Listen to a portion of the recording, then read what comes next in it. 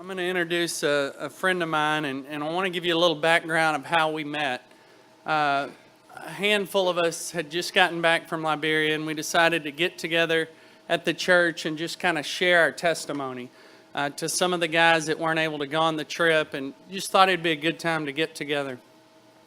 So we got that date set. It was on a Wednesday. That Sunday before that meeting, I got a call from another buddy of mine that says, man, I'm in Waco. I'm at a church. I went to the wrong church. Long story. There's a guy from Liberia here, and I think you're supposed to meet him.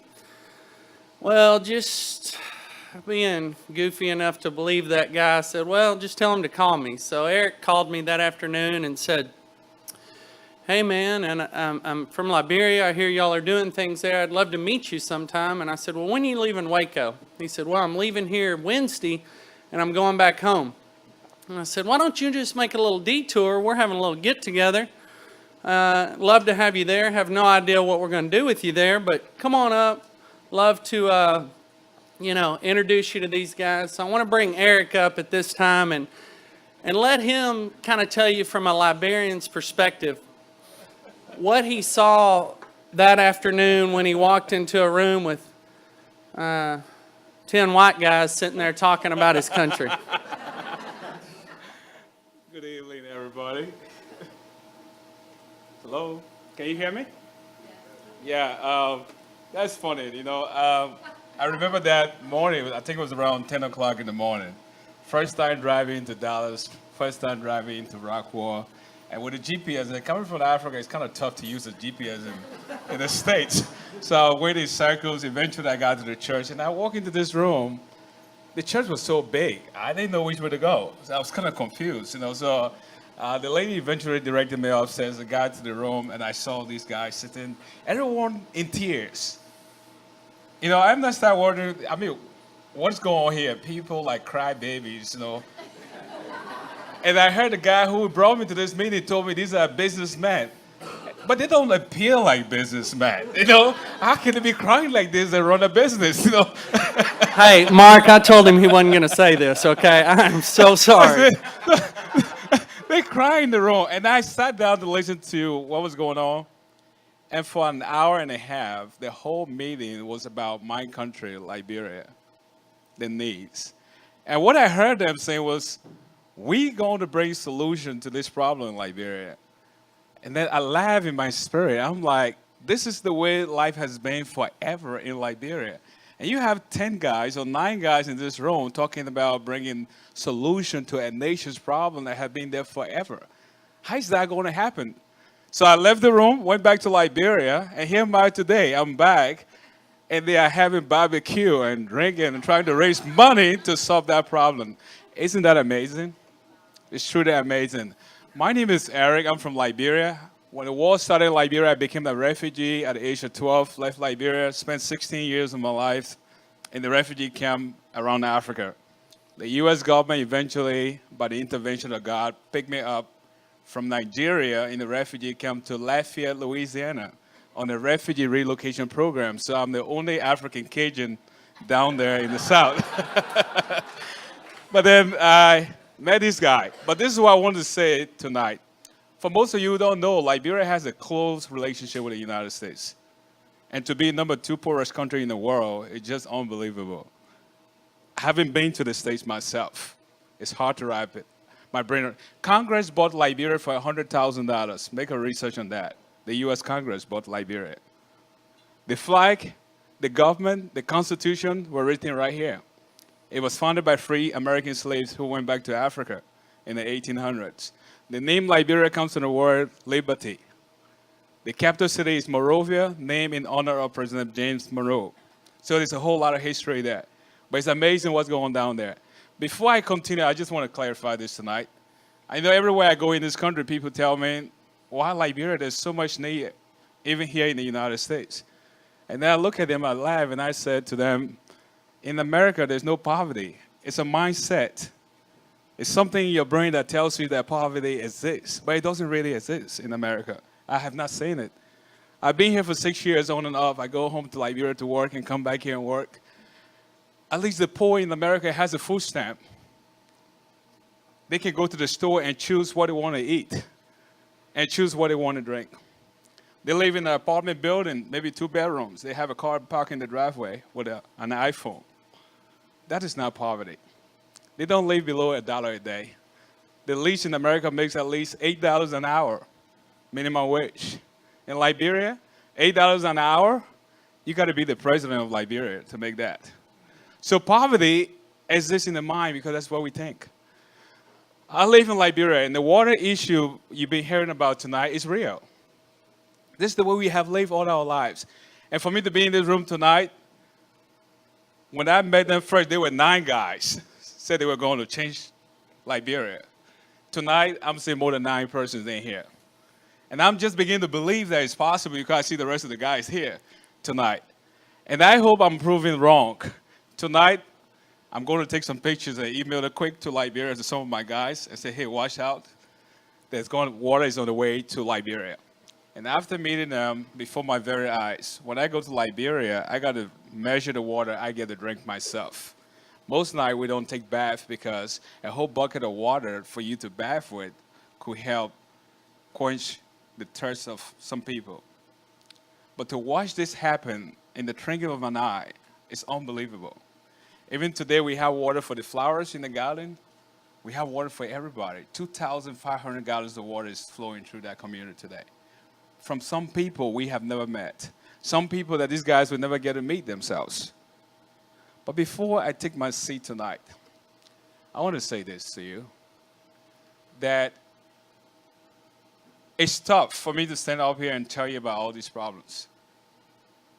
Not that people are looking for a handout. This is not a handout right here. This is the natural problem. Okay, and none of us chose to be born in Liberia. God never came to me and said, Eric, I'm about to create you tonight or this morning, but I want you to decide where you want to spend the rest of your life. Will you love if I place you in Liberia? Will you love to be a Liberian? Will you love to be a refugee? Will you love to live in the circumstances like this? He didn't ask me about that. There was no consultation about that. And I believe that many of you in this room, the same way with you. You never chose to be born in Texas or wherever you were born. God planned it that way. But this is what I'm doing in my ministry with my work with the Lastwell. It's to build a bridge between the hearts here and the mind. I mean, the mind and the hearts. They got to be a bridge. In Liberia, you saw those children laughing because of that water. Their hearts is pure, it's clean. But the mind, they are not that smart. Education is not there. They cannot do a business to make profits. So they are materially poor, but spiritually rich. And then I come to America, I see a lot of smart guys since I've been here as a refugee. The mind works right, but the heart, in most time, is disconnected.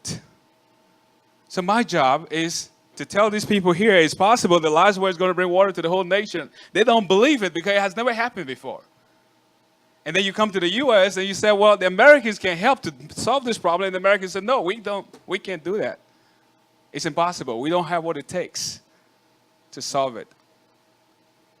But when I walk into that room that morning with tar in the meeting and heat, and these guys are crying about Liberia, I was humble. That's my country. But it all happened because these guys stepped out of the boat. In the Bible, Jesus had his disciple one day, and he told them to go to the other side of the lake. He said, I got to send the crowd away, and I'm going to go to the other side, and I'll meet you there in a little while. But you go ahead, I'll meet you there. Jesus knew exactly what was going to happen to them on the other side. Your comfort zone is a destroyer of your destiny in God. It's a destroyer of your future. Because you become complacent, you become comfortable where you're at, and you tune out what's going on sometimes. But this guy, the reason why they talk about this passionately is because they stepped out of the boat. 12 men went water walking to change the world, but only one man succeeded. Peter did not have time to sit in the boat to ask the rest of the disciples whether it made sense to go water walking 3 a.m. in the morning. He just took that leap of faith, and he walked. And from that day to today, the whole world changed. We know the story. Tonight, we are in this boat here. And you have heard the story. The information has been given to you. And I believe God is looking for some more Peters tonight that would take that leap of faith and say, I'm going to step out to do this. Last night I was sharing with Heath at his house. Can I have that flower in the middle there, please? Live flower. Thank you. The whole, yeah, good, thank you. There's something I want to demonstrate to you real quickly, and I'll have my seat. I was brought here by the U.S. government, and when I got here, they said, Eric, you can become an American citizen. You don't have to go back to Liberia anymore. You don't have to deal with that. But I had to go back home because I never took my identity. I never chose my identity. So I'm still a permanent resident. I'm not an American citizen. And I love it that way because that's who God made me to be. That's my story. When you plant a seed and the seed grows, Jesus said, I'm the true vine. And who are the branches? Who are the branches? We are the branches, right? God is the gardener. Jesus is the true vine. And the followers are what? The branches. Out of the three, who gets to bear the fruit? The vine, the gardener, or the branches? Who gets to bear the fruit? The branches bear the fruits. But have you ever seen a tree eat its own fruit? After bearing? Hello? No. An apple tree eats its own fruit. Have you ever seen that before? An orange tree get upset because everybody is eating the fruit? No. That's just an example I want to show you tonight. That God nourished you to bear fruits, not for your personal comfort or for you to eat. It's that the people around you to eat. The Bible says that be not deceived, whatever a man sows, so shall he reap.